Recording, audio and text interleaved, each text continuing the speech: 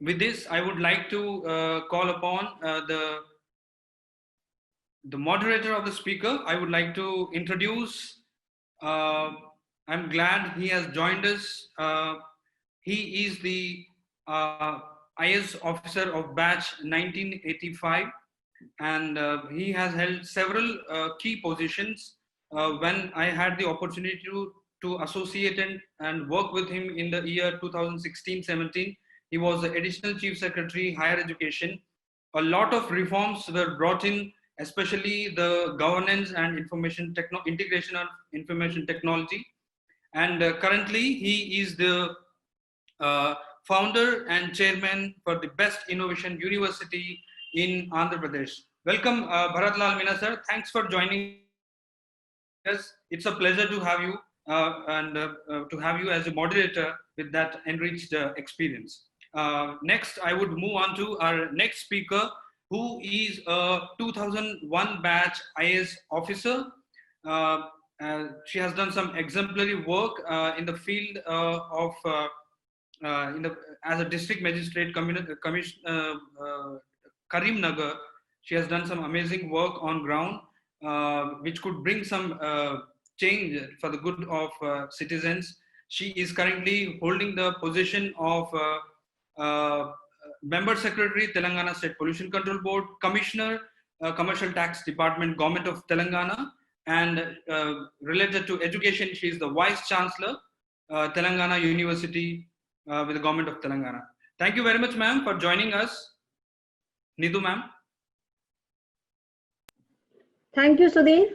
Thanks a lot for inviting me to this session. And we are also joined by a young IAS officer from the state of Uttar Pradesh, who is a 2011 batch IAS officer. He is, to his credit, he's also been awarded one of the best election officers, and at the same time, he merited in India Book of Records in 2019 for administrating voice relay program under systemic voters education and electoral participation. Currently, he is the mission director, Uttar Pradesh Skill Development Mission.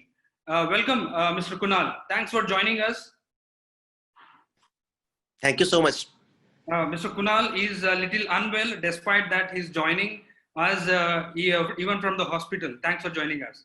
And we appreciate that.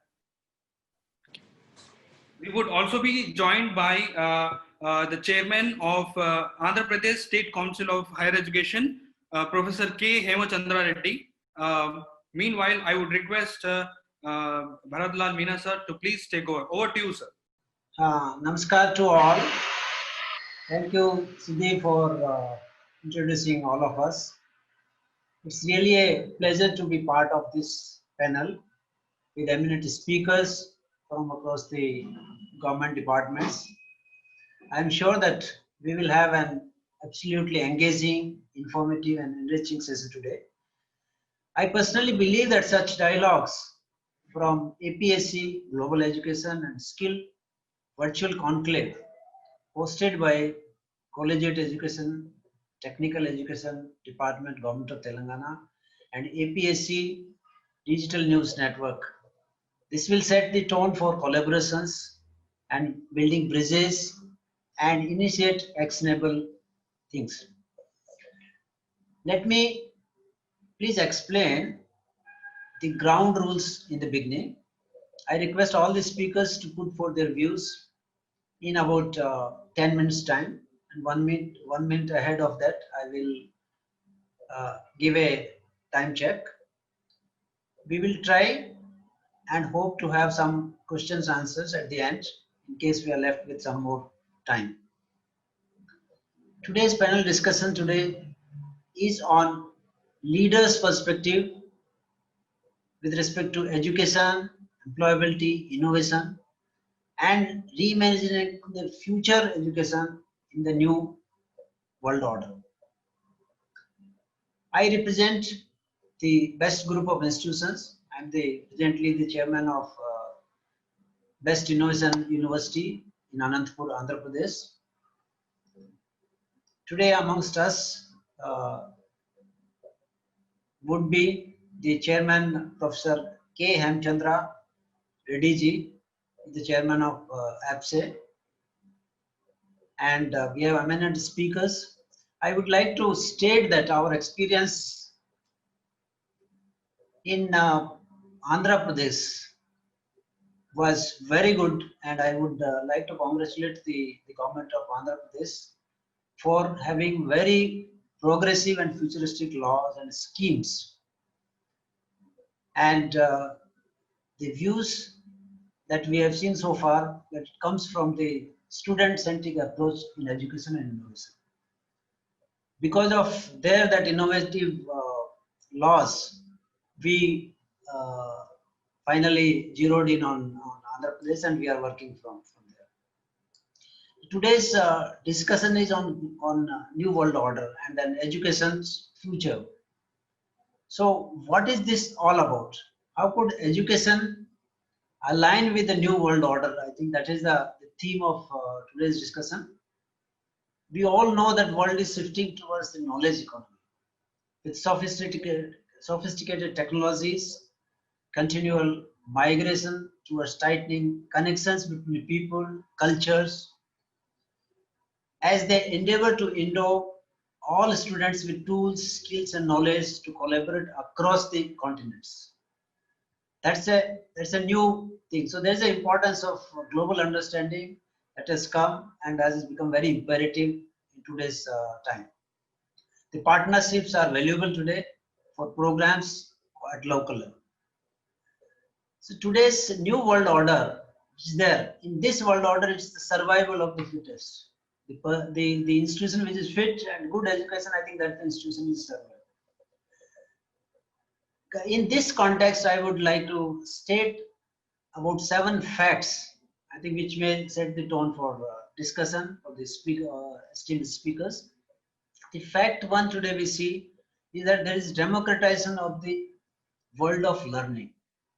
Because of the use of technology, the world is democratized in the sense that the pace of development is very rapid, and it's driving the large parts by the fact that the technology is opening new doors to anyone and everyone across the planet, which was not the situation in earlier times.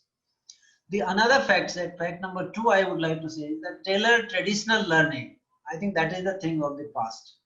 Traditional paradigm of the life being ruled by the learning is coming to an end. The technology is not only helping to democratize learning, it is now at the stage of helping students to fit their studies around their increasing hectic lives. We see learn at your own pace. That such programs are also there. Several other digital tools are available to students and then in this 21st century millennium is all about technology. Without technology, I think institutions cannot do much.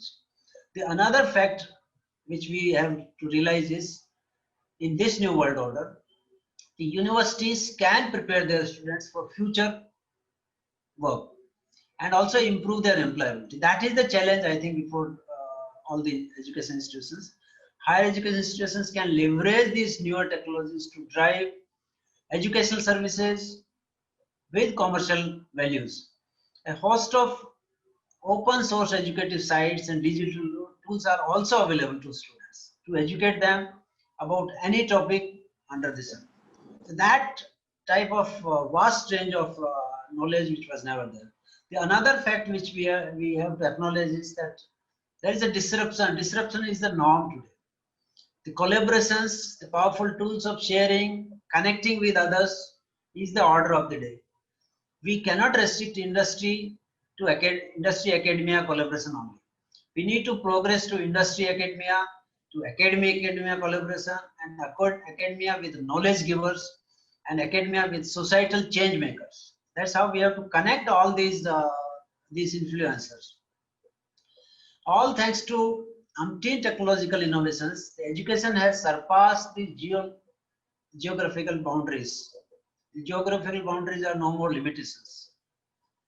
With online training courses that can help students to enroll and complete them from any part of the globe, like MOOCs and Coursera and other programs.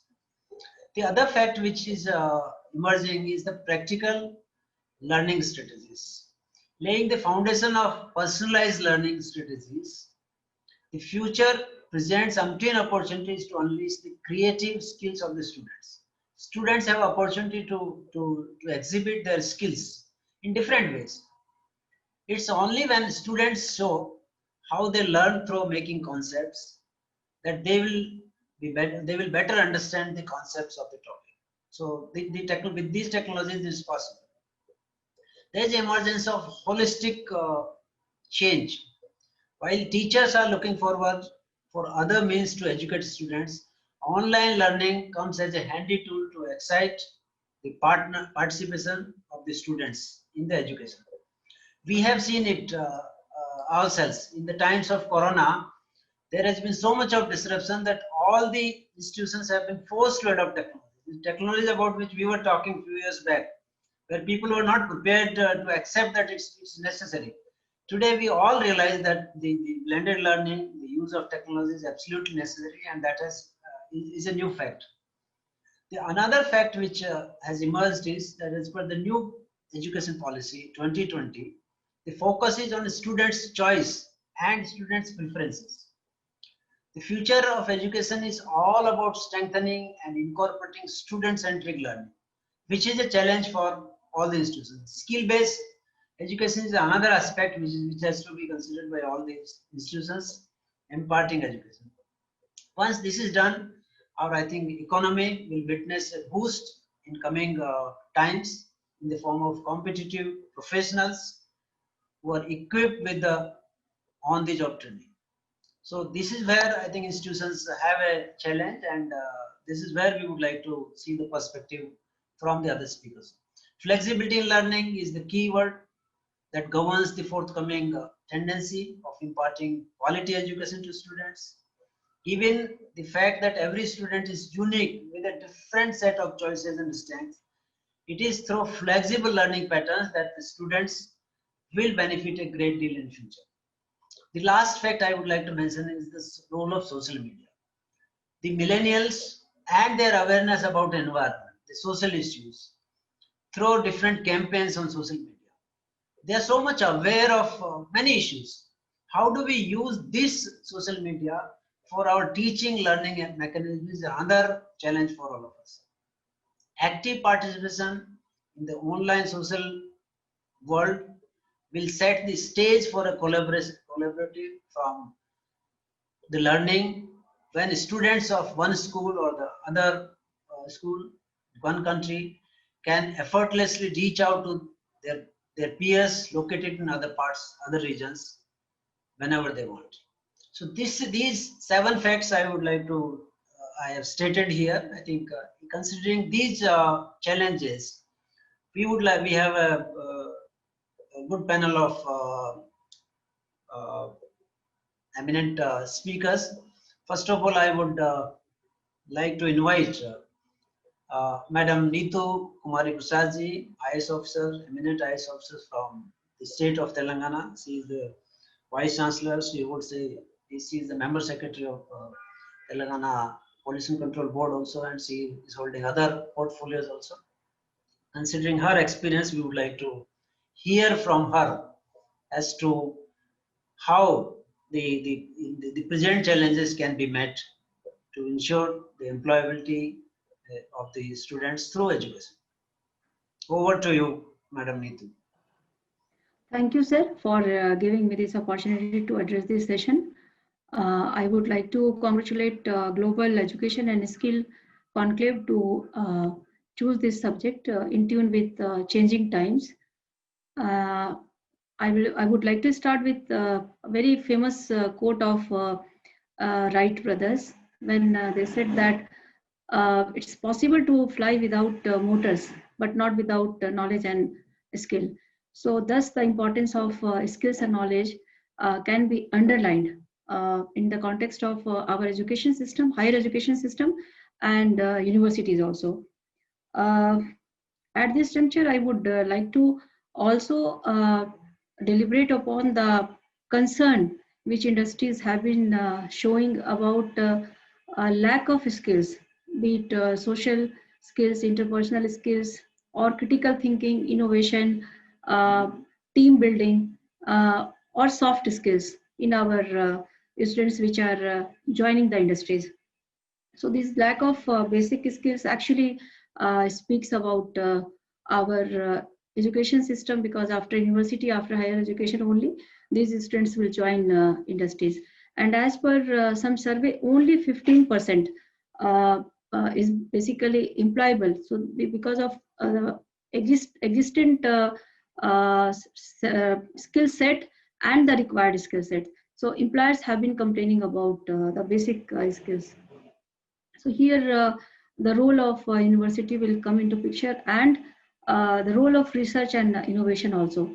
I would also like to impress upon that only 1% of our GDP is going to research and development of uh, further skills.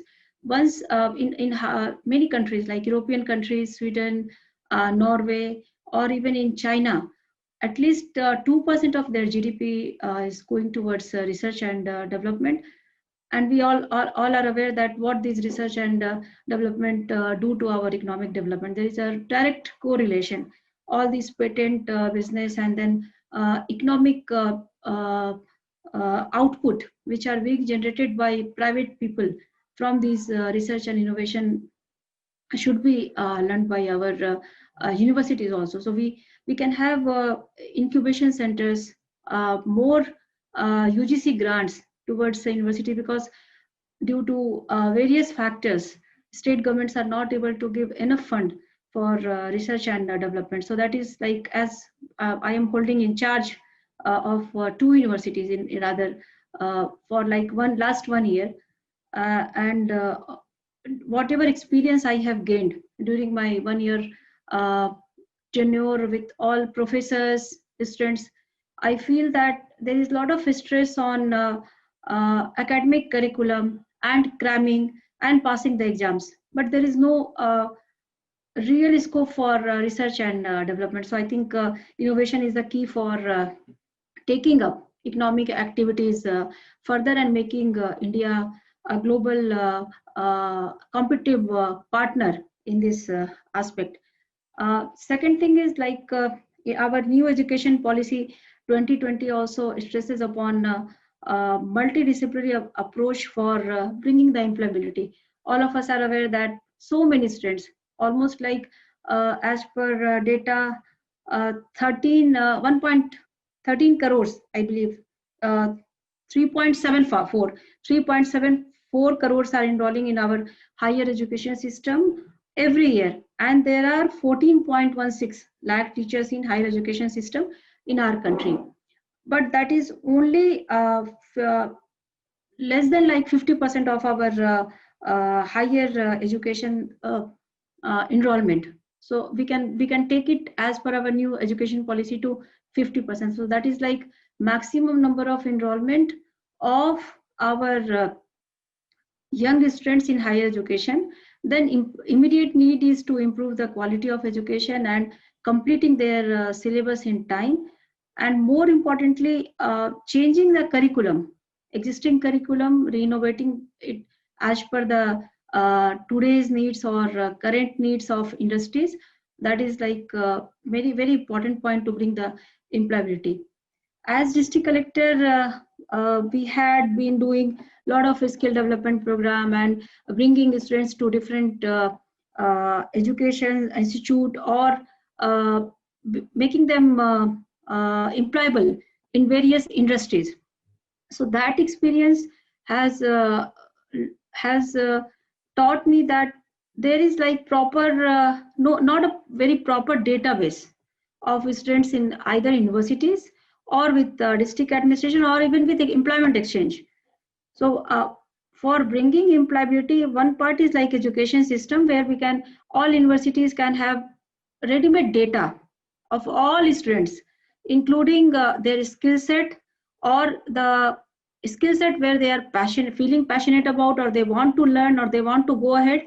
And third is like their basic information. If that data set is readily available, then during that academia or industry communication or interaction, We can have a ready-made set of people who can be sent there or for on-job training, for job exposure, for learning, and in that way industries can basically tweak their requirement, and universities also can tweak their curriculum, and both can come together to bring mutual benefited job opportunity for our youth. So universities role is quite important here for bringing more collaboration with industries, bringing a regular database of uh, students, and getting in touch with a lot of vocational institutes. From government side, we have polytechnics, we have ITI, we have got different skill of different skills institutes also. Like in Hyderabad, there is National Institute for Skill Development, NAC, and I had been associated with as Commissioner Rural Development, and it has got beautiful infrastructure and beautiful vocational trainings. They are also upgrading. They are also like bringing new set of skills as per requirement. Recently, Telangana government has taken huge land acquisition for irrigation projects. So there was need for survey, and there were not enough surveyors available at the field. So upon our request, NAC has started survey program, which was earlier absent, and they had started giving certification. So it has made a lot of university students. We had chosen university students, and that has made them employable. From basic surveyor, they had upgraded to good like manual surveyor, where they can be actually do a lot of private professional surveyors also. So that is basically bringing employability, and then gradually upgrading the skills, because you will be tracking the students. So that they here also universities role come, where they can like have some cell where all these students who have been sent by the government or from university to different skill institute or different institutes, they can be tracked. They can be asked further for their skill development and further skill requirement. So with this my district administration experience or a rural development commissioner experience, where I had implemented a lot of government of India DDU-GKY and other skill development program, and now as vice chancellor, I think that there is a very close link between university and employability and skill and innovation, and all of us are aware of the need, and we should work towards it. Last but not the least, I would like to again impress upon the learning, unlearning, development of skills, and upgrading of skills, and the role of our higher institutes in that. With that, I thank you, sir, and the Global Educational Conclave for giving me this opportunity. Thank you all for. Thank you very much, Madam Neetu Kumari Prasad ji, for giving a wide perspective on various issues. You have rightly stressed the need for more investment in R&D. 2% of GDP many countries are spending. So India also need to spend that much, because without R&D, I think further growth is hampered. You have also stressed on importance of education. Education is the key to economic growth. So education, innovation at every level is important, you have rightly mentioned. And that challenge of moving from the present 26% to 50% of GER as enunciated in our new education policy is a huge challenge. We have to meet that challenge. We cannot be left behind. For that, huge investment is necessary.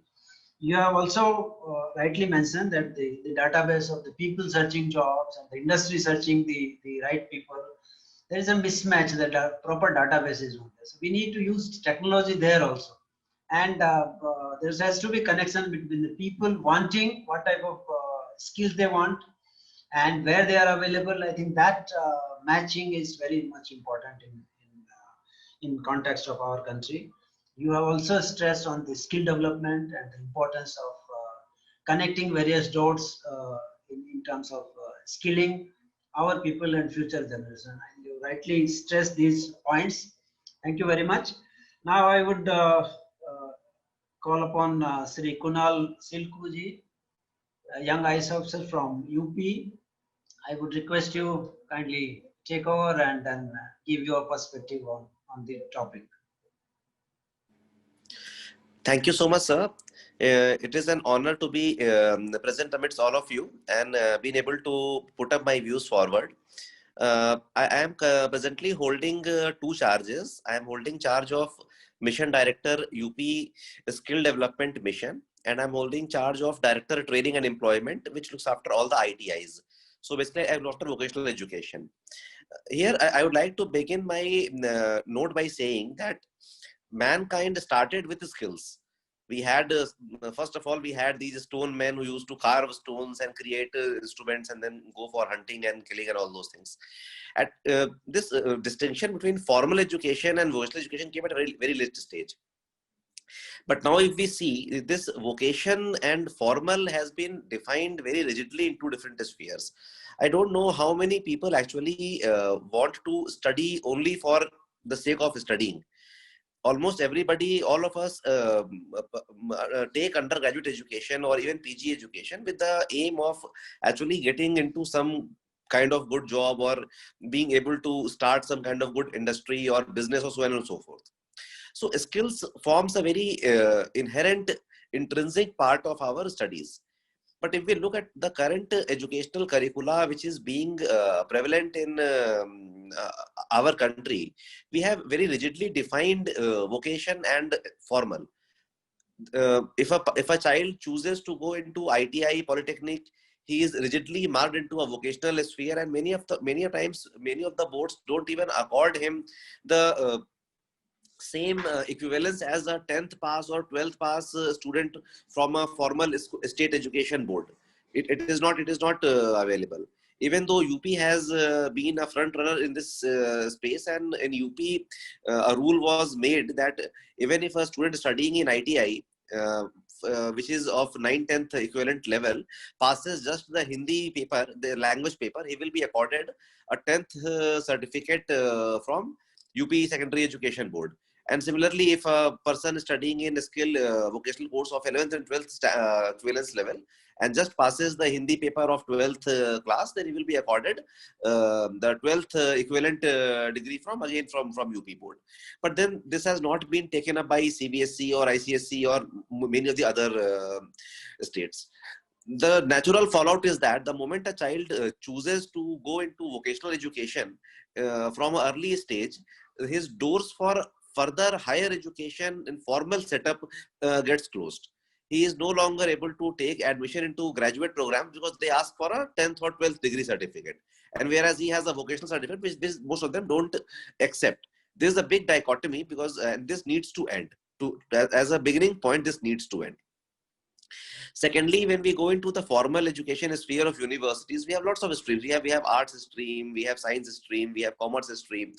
But the problem in the university mode of education is that our syllabus is very archaic.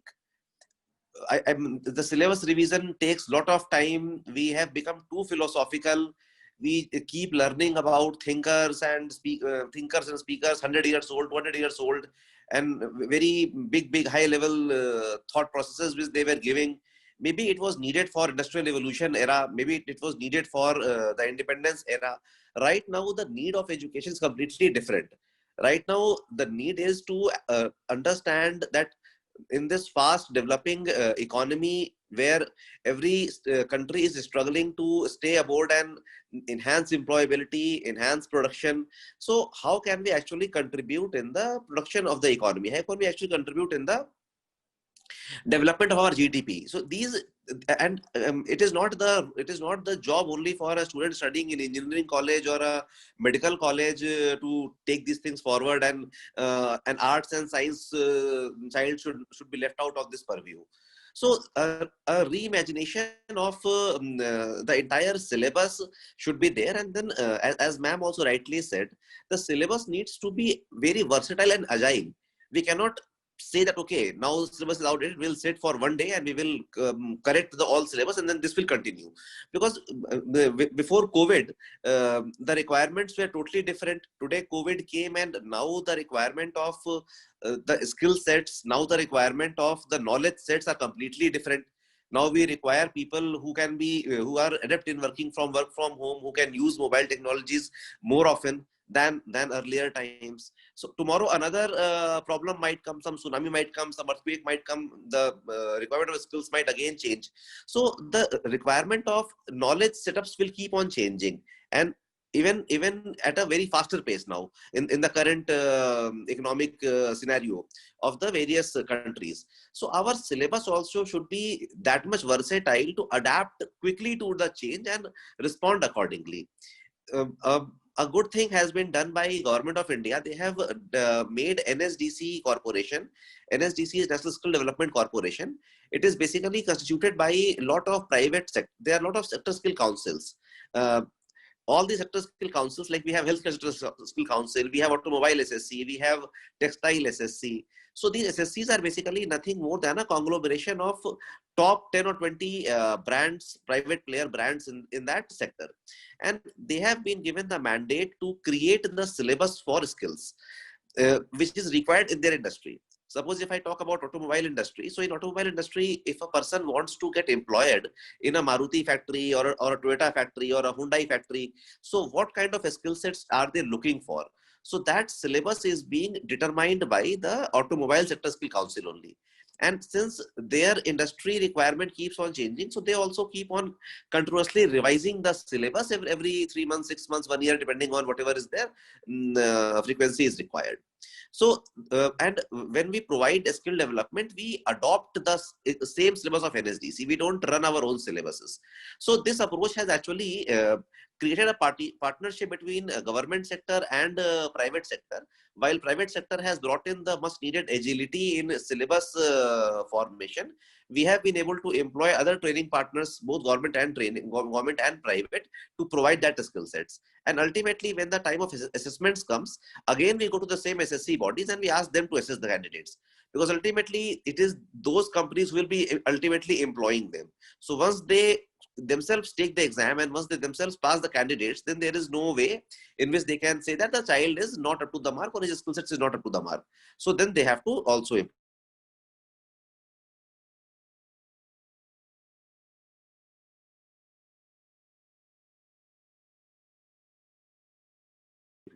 them to university level. UP is already working in that regard. We have proposed a hub and spoke model, and wherein we have said that 5 days the child will study formal classes, and on the 6th day he will come to one of the vocational centers. The educational centers will be hubs, so any of the hub he can choose. Each hub, the hub will be ITIs or different skill development centers. They will be specializing in one or the other vocation or skills. So a child studying in a college or a school can, according to his liking, choose a center and he can enroll himself there. He will visit the center once in a week and learn the skill. So that way he will also complete his 5-day normal formal education by going to his regular college or school. And by 1 day by going to the hub, he will also complete his vocational education. Along with this, UP has also come forward in tying up with Coursera. We have given 50,000 free licenses to our students to enroll and learn free of cost. As you understand, sir, Coursera certificates cost reasonably good. Around 5 to 10,000 rupees is costed for one license. And here our child can take any number of licenses. He can take 10 courses also, and all are free of cost. So this tie-up we have done in Workforce Recovery Initiative of Coursera, in which we wanted to enroll our middle class population and handhold them. Similarly, sir, we have also extended this concept to the university education, and we have told that the universities have got both the options. Either they can themselves start the skilling labs or skilling centers, or they can also follow the hub and spoke model and use our setup and do this thing. We are also talking about this reverse teaching, sir. We are also saying that the students who are studying in vocational educations, they should also be given exposure to formal education subjects. If a child, while studying plumbing or carpentry, wants to also study physics or maths or Hindi or philosophy or science, so he should be given the option. Online learning can be facilitated because our ITIs and polytechnics have smart classrooms, and if formal educations from secondary education or university education can come forward and provide, then a cross mixing thing can happen. So at this note, sir, I would like to end my current address by just saying that, sir, the way forward is the intermixing of formal and skilling, and skilling needs to be highly stressed. By skilling, we normally tend to imagine a person sitting beside a road and making some sofa furniture. So that that vision needs to change. And when we talk about skilling, the skilling image of a plumber of Switzerland should come forward, who comes in a car and with all his toolkits and with sensor based appliances and devices, and then he corrects the home. So that is the reimagination which we need to do in the skilling space. And I'm pretty sure, sir, with the new focus of NEP in the skilling and the amount of unemployment which we are facing and the amount of demographic dividend which we are facing, we can become the skilled manpower supplier not only for our own country, but we can become manpower supplier for the entire world. Like China is the manufacturing capital of the entire world, India holds the potential to become the service provider capital of the entire world. Right now, Germany, France, they all are facing shortage of manpower, and we can easily bridge that gap. The only thing is we need to understand that skill gap. We need to provide such trainings in India, and then we need to export our service professionals to those countries. So thank you so much, sir. For giving a perspective on various aspects. You have rightly mentioned about the taboo, about the vocations, different vocations. I think we have not yet followed what our father of the nation said about the dignity of the labor. The dignity of labor, which exists in other parts of the world, in developed countries, that has to come here. We have to respect all the labor, the professions. You have also stressed the need for dynamic and flexible syllabus to be there. It should address the needs of the times. What if we are taught there and what is presently there? I think there's a huge mismatch, and that's where this is being voiced at various levels, but still this is yet to happen. I think with new education policy in place, we hope that there is transformation in our syllabus, and the syllabus is definitely updated. What we see in Germany is this only. They give more emphasis on the skills, and the skilling is part of the education. That's how the part of their time is spent in the industry. And that's how they know what is the requirement of the industry, and industry knows their skills. And that is why I think that we have to do that. You have also mentioned about our preparedness for the future challenges, and there's a need there. What we have seen in Corona times, same thing, challenges may also come in future. So that you have rightly said how what potential we hold, we being the youngest nation in the world, and we being an English-speaking country, I think we have added advantage on that, and we can definitely provide manpower to the rest of the world. One of seven people are in India, and we are a huge, the second most populous country. So we have that definitely potential, and you are rightly highlighted there. That's where the policymakers need to change. Now I would welcome Professor Hemchandra Reddy ji. I have not met him personally, but before he joined, I did mention about the state of Andhra Pradesh, the progressive policy Andhra Pradesh has been following, and I think it's #1 state in the ease of doing business. It was there, and it's continuing to hold that ranking, which is a very good sign. And because of the progressive policies of the state, I did mention that we went to Andhra Pradesh, we selected Andhra Pradesh for education purpose. When our proposal was there before the expert committee, they asked us, why are we going in Rayalaseema region? And whereas the other institutions are coming in the capital region. We said we want to serve the people, we want to give affordable education, and we want to give access to the people for good education. And with that motto, we went there, and today I'm happy to say, sir, that we are there in your state and we are doing well. And next opportunity, we would like to meet you. I'm happy to meet you here, sir. And you have a wide experience of 30 years of teaching and research. To your credit, you have 135 technical papers. You have 1,460 plus citations of your papers, and we would definitely be benefited from your talk here. And we hear a lot about your work you are doing in Andhra Pradesh Higher Education Council of Higher Education, and we look forward to hearing you, sir. And over to you, sir. Thank you, Bharat. Thank you for being part of higher education system of Andhra Pradesh. The best university I know, it's doing really good in Anantapur. I wish it expands and then caters to the needs of the needy people of the backward region. I am happy I could hear to Neetu Kumari and Kunal Silku.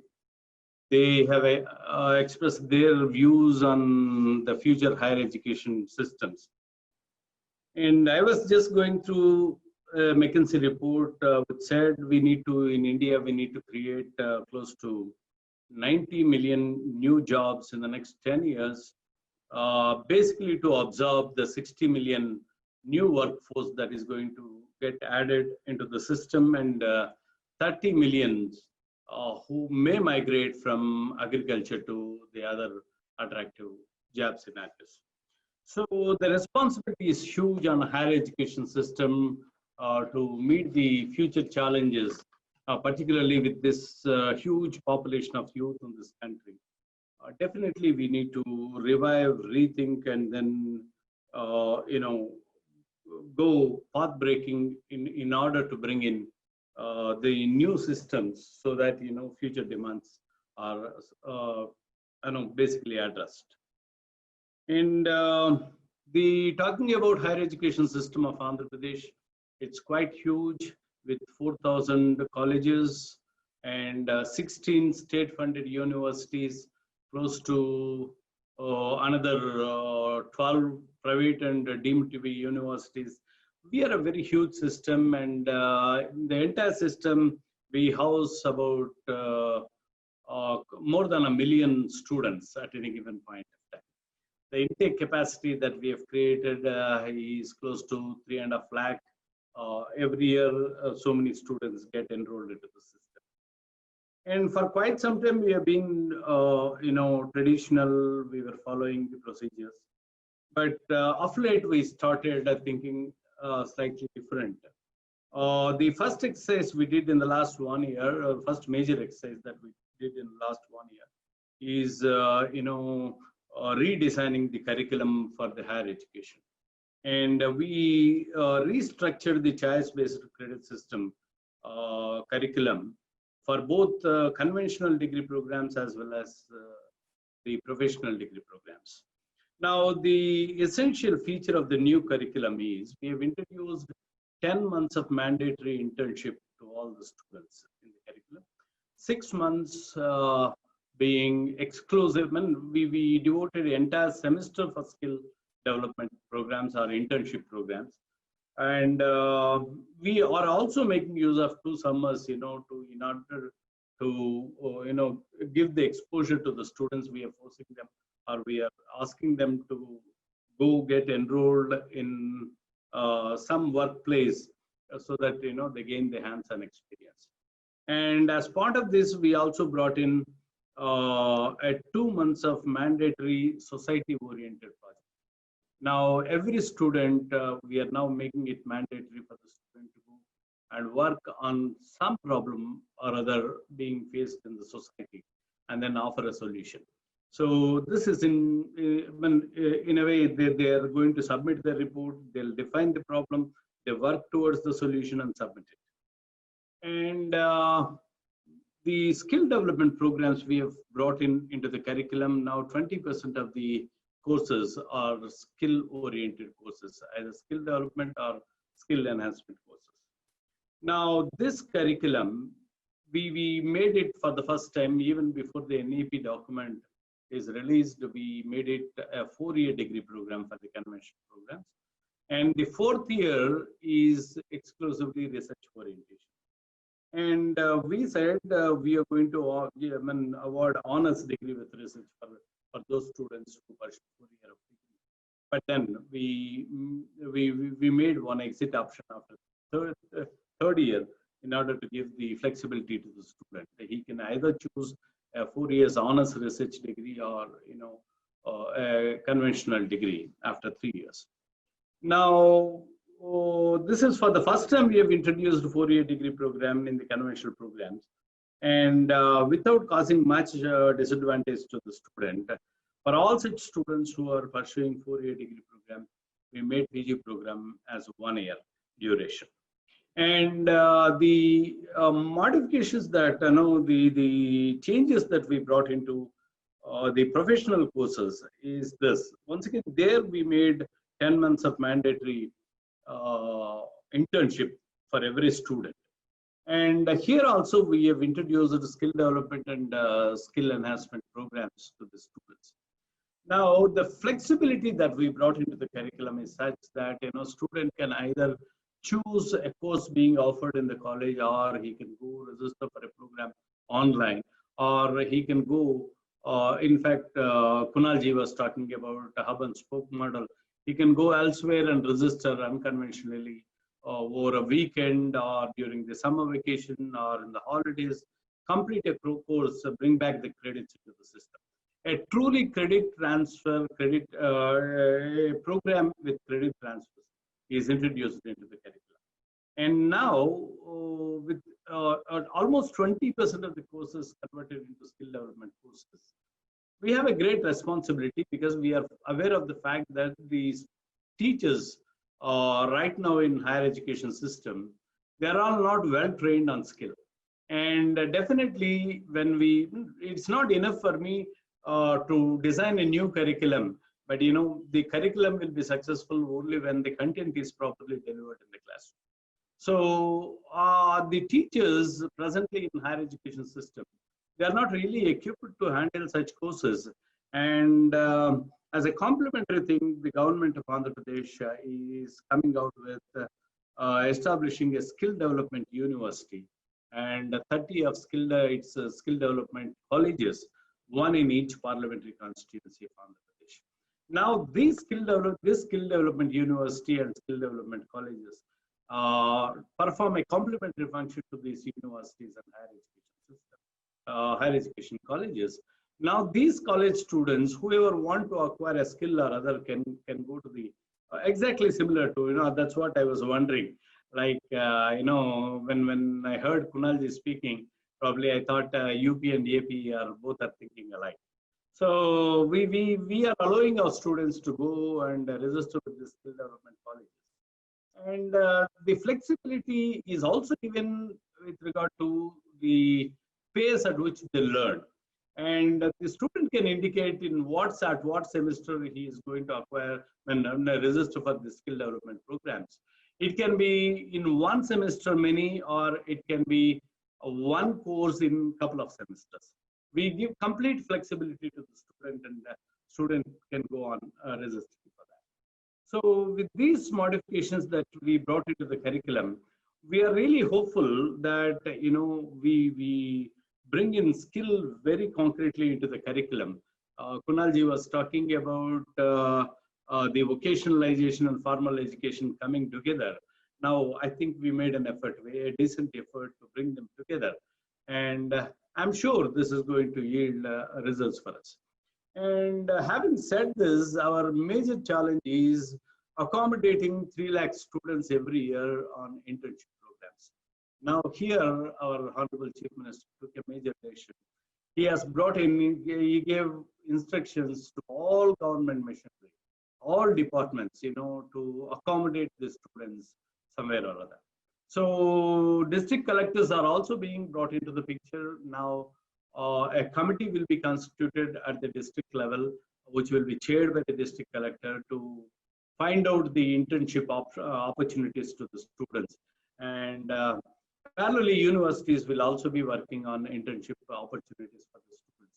Now, government as a responsibility, it is involving all the entire government machinery, in accommodating the students for the internships, and universities will also be parallelly working on it.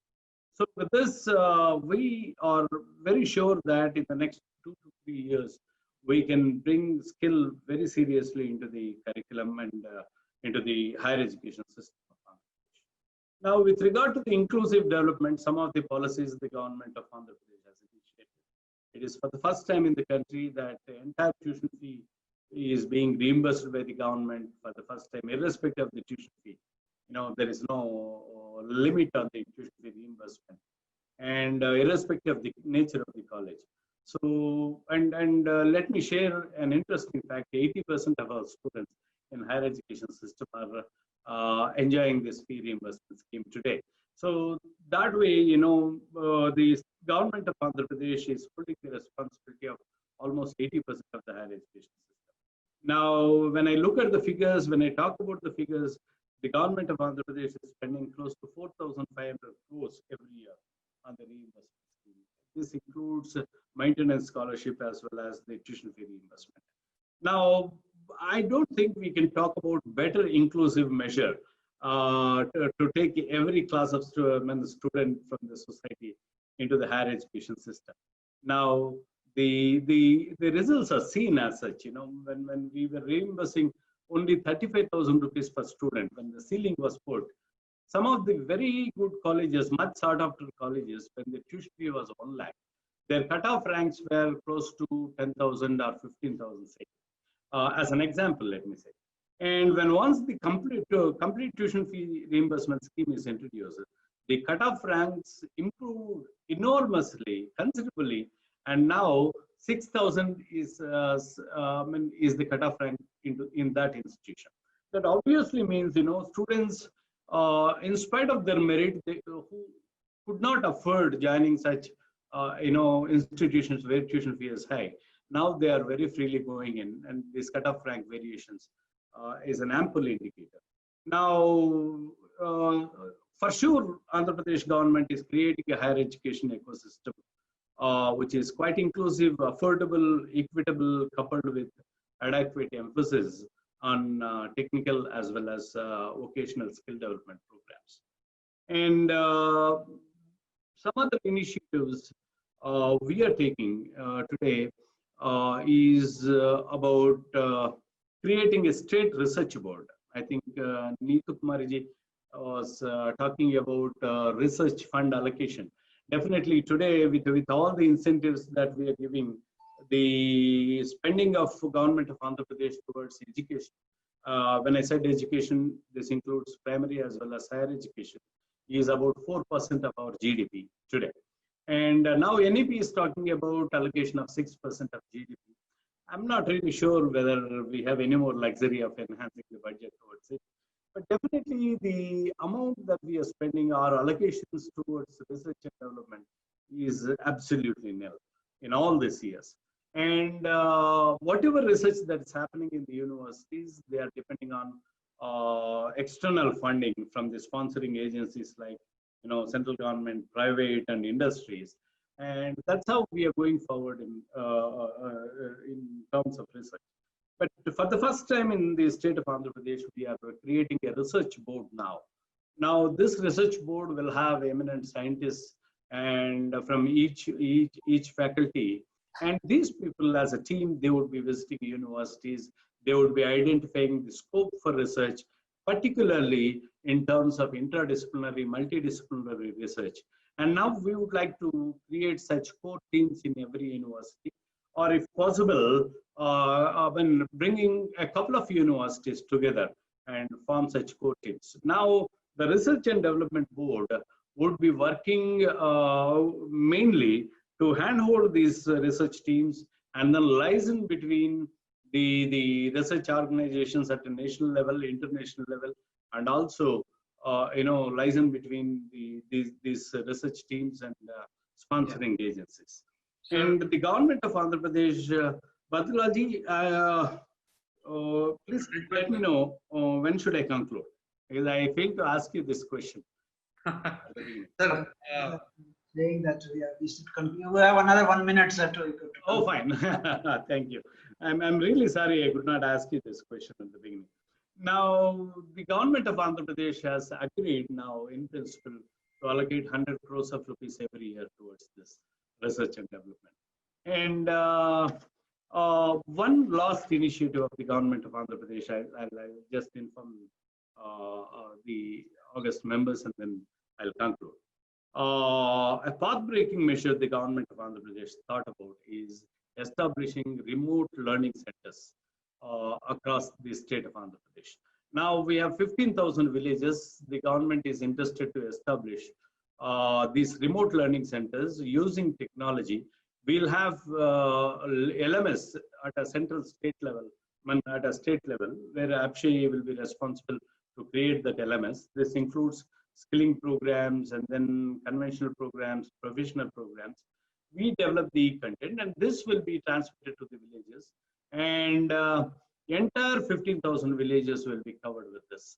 Now we will have seamless learning. Now NEP is talking about targeting 50% GER. The government of Andhra Pradesh is targeting 70 GER. Now through this ODL, we would like to produce many graduates, and this is for sure. You know, in a couple of months, I think all our systems will be in place. We have already initiated the process, and if this is done, government of Andhra Pradesh will be the first state to establish such remote learning centers in almost every village, and thereby improving the quality of education using technology. Thank you very much. I'm sorry I've taken a little longer time.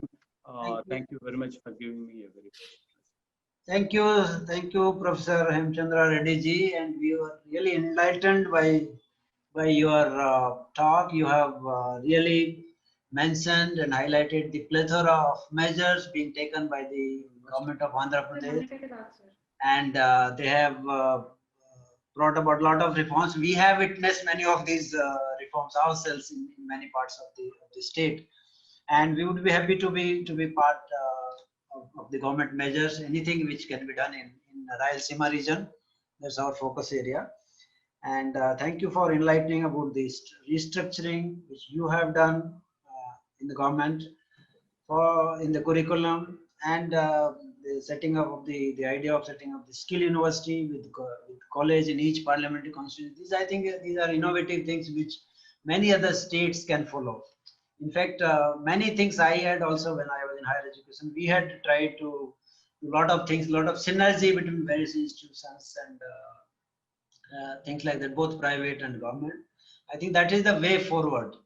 To conclude the today's this session, I would like to mention, I am thankful to all of you. The innovation and creativity are part of the essential skills that enable students to meet the future challenges and market competitions. We educators can implement a number of tips and techniques that can help students to think creatively and find innovative solutions to existing and future problems. I think the problem solving has to come through education, and that is where the changes are required. With this, I thank all the esteemed panelists here, organizers, and look forward to staying in touch with all of you. I believe that the journey has just started, and we need to be wired to engage and deliver the new world order. The challenge is before all of us. Thank you very much. Thank you very much, sir. As you rightly said, I had the opportunity to work with a visionary mind like you in 2016-17 when you were Additional Chief Secretary, Karnataka Education Department. We could work on some project out there. I was quite impressed with Neetu ma'am's connectivity when she was the Rural Development Officer and Commissioner, District Collectorate, and now she is also the Vice Chancellor for both the universities, besides holding portfolio of Pollution Control Board and the Commercial Tax Department. Connectivity between the employability and education. Thank you very much, ma'am. I was that was quite a link where the government needs to work on, and I was quite impressed with the various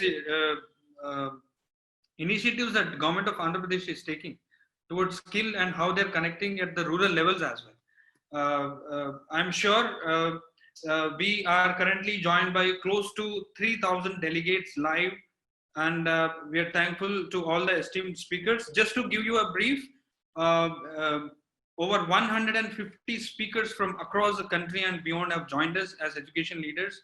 So we can say it's a mega conclave, APAC Global Education and Skill Conclave. Over 20 state governments joined us as state government partners, including some departments like Department of Science and Technology, Technical Education Council, and also various state councils, and also around 10 countries have joined us as country partners. So we are very thankful to each and every one, and also Telangana University has joined us as university partner, and of course Andhra Pradesh State Council of Higher Education also joined as a supporting partner. We are thankful to all of them. We will be coming up with a conclave report which will be published in our upcoming edition of Education Magazine, which would reach you soon, and we'll be stay connected, sir. Thank you very much, sir, for wonderfully moderating this. Thank you very much.